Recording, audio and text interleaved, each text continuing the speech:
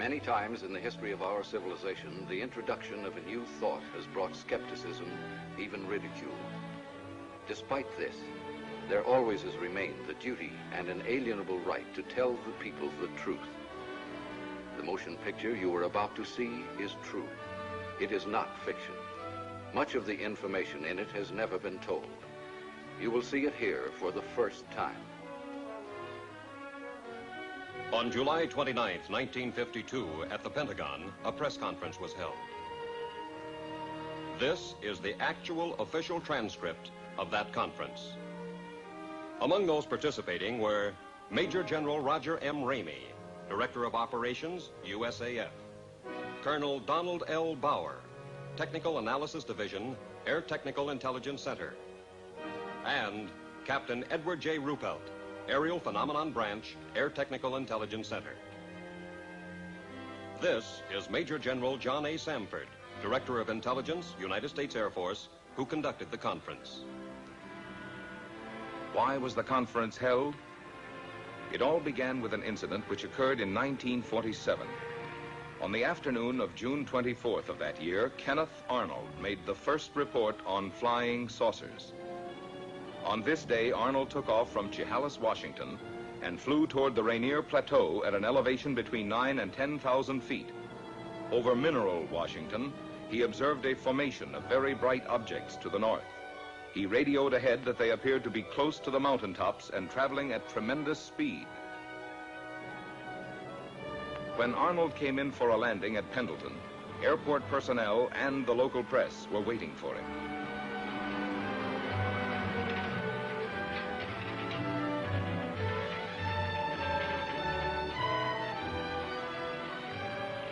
Arnold counted 9 objects in echelon formation.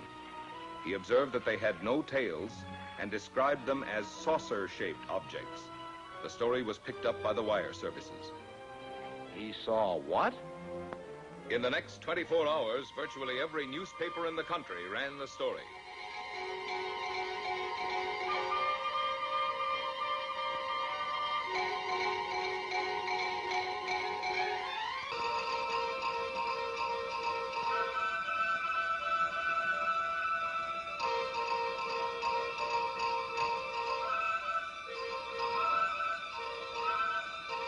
The Arnold report precipitated an avalanche of sightings from cities, towns, villages, from every section of the country.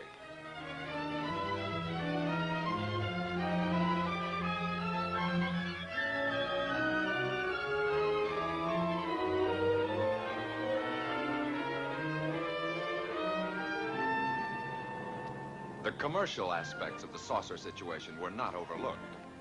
Alert businessmen and manufacturers came up with all sorts of oddities. The practical joker moved in. Homemade saucers of all kinds and descriptions began to turn up promiscuously. Within a few months of the original saucer report, practically everyone in America was conscious of flying saucers. This man in the saucer, can you describe him? Well, sir, he was small and skinny. He had his head was pointed, came to a very sharp point. He had long green hair. His eyes were a sort of purplish red. He had large ears which were formed like an antenna. His teeth were perfect, but spread far apart. And I noticed, too, a jacket of some sort of spun glass and bright red metallic shoes. You say this all took place in a few seconds. Mr. Nagelschmidt, can you tell me what color tie I'm wearing? I'm sorry, sir. I didn't notice. You mean to say you can remember everything about this man from the spaceship, his hair, the color of his eyes, the clothing he was wearing, and yet, after all this time, you can't tell me the color of my tie? But you didn't come out of a flying saucer. Then, at approximately 1400 on January 7th, 1948, the Kentucky State Police reported to the Fort Knox Military Police that they had sighted an unusual aircraft or object flying through the air, circular in appearance, approximately 200 to 300 feet in diameter, moving westward. The Provost Marshal at Fort Knox called the commanding officer at Godman Air Force Base. call Flight Service at Wright Field. Determine if they have any experimental aircraft in our area. We have a report of an unidentified aircraft south of the field. It was about 13:15 when the tower controller in the Godman Tower received his instructions from the commanding officer. Right, Patterson? The PFC continued giving routine instructions to a light plane which was practicing takeoffs and landings. Flight Service. Captain Hopper, Flight Service. Flight Service is a clearinghouse. The positions of all military planes are carefully plotted so a minute-to-minute check may be made on their position, course, altitude, and speed. Flight Service to Godman Tower. We have no experimental aircraft in that area. However, we do have a B-29 and an A-26 on photo mission in that area. In the meantime, Lieutenant Cowan, the AACS, and the operations officer had arrived in the tower. They were joined by the intelligence officer and the executive officer. Upon hearing the information from Flight Service, the executive officer called Colonel Hicks, the commanding officer.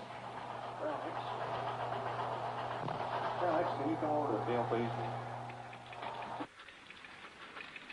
At about 13:50, the tower controller saw an object south of Godman Field and directed it to the attention of the tower. Lieutenant Cowan was the first of the group, after the tower controller, to locate it. He immediately directed it to the attention of the operations officer. After observing it for a moment, he picked up a telephone and put in a second call to the commanding officer. While he was putting the call through, Colonel Hicks arrived in the tower. It was now about 14:20. About 14:30, a flight of 4 F-51s being ferried from Marietta, Georgia to Stanford Field, Kentucky, was sighted south of the base. The commanding officer issued an order to contact the flight leader. Channel B and find out who's leading the flight.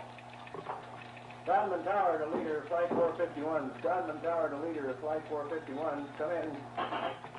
Captain Mantell, Flight Leader F-51 to Godman Tower. Over. Stand by for further instructions. Vector the flight into the area of the unknown. Vector Mantell on a heading of 210 degrees.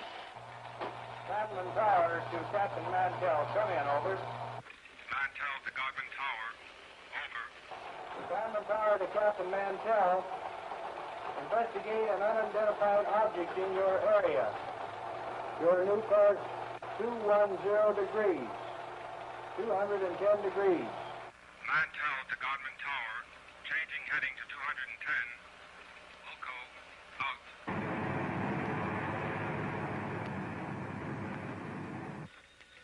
One of the ships in Mantell's formation, NG-336, piloted by Lieutenant Hendricks, requested permission to land at Stanford Field to refuel and get oxygen. Permission was granted. Captain Mantell and the other two planes started to climb toward the object. The second pilot made a similar request. Both wingmen refueled and, after getting oxygen equipment, took off again. Captain Mantell, flying NG-3869, continued climbing, outdistancing his wingmen. At 14:45, Mantell called the tower. Mantell to Tower. I see it. Above and ahead of me. I'm still climbing. A few moments later, one of Mantell's wingmen was heard. What the hell are we looking for? After a moment, Captain Mantell made a reply. Mantell to Tower. The object is directly ahead of and above me. Now moving at half my speed. Godman Tower to leader, Flight 451. Godman Tower to leader, Flight 451. Come in. Mantell to Tower. It appears to be a metallic object of tremendous size. The object now was in visual view of the tower personnel.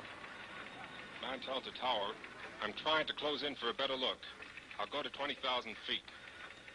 Shortly after this, Pilot Hammond, the remaining wingman with Mantell, called Mantell over his radio.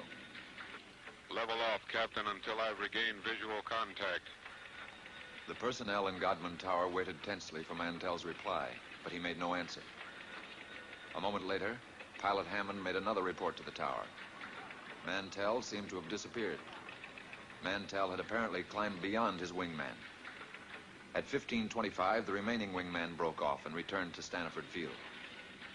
The object, which was in visual sight from the tower, as were the F-51s during the chase, disappeared at approximately 1550.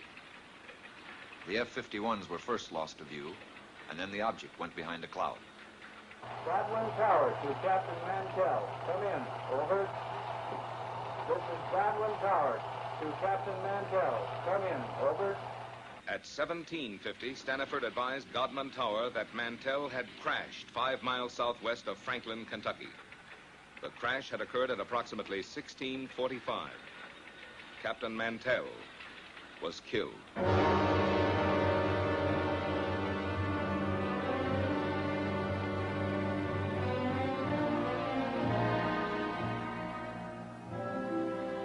Statements were taken from all who were present in the tower during the Mantell sighting.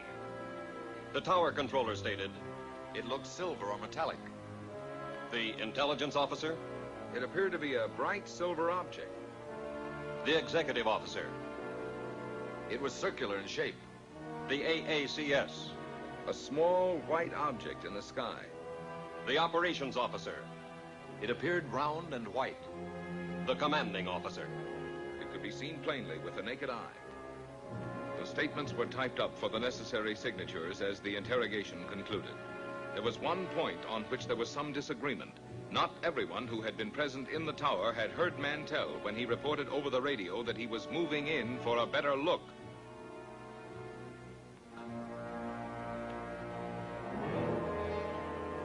The more lurid sections of the press reported that fragments of Mantell's plane were found to be radioactive.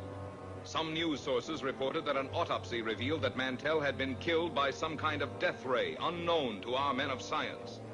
These reports were false. Because certain publications persisted in using a sensational approach in reporting sightings, there were increasing demands from the public for an explanation. However, the Air Force had already taken official cognizance of the flying discs. Headquarters, United States Air Forces, issued a directive for a detailed study of flying disc reports. This project received a secret classification and the code name of Sign. Department of Air Force and Department of Army letters directed all respective subordinate units to report directly to Air Materiel Command all information concerning unidentified flying objects. And so Project Sign was implemented. Trained investigators were dispatched to the exact scenes of the sightings. After thorough on-the-spot interrogations, the reports were sent on to ATIC for further analysis. Utah, Washington, Norway, Sweden, Denmark, South Korea, Ohio, New Jersey, Oregon,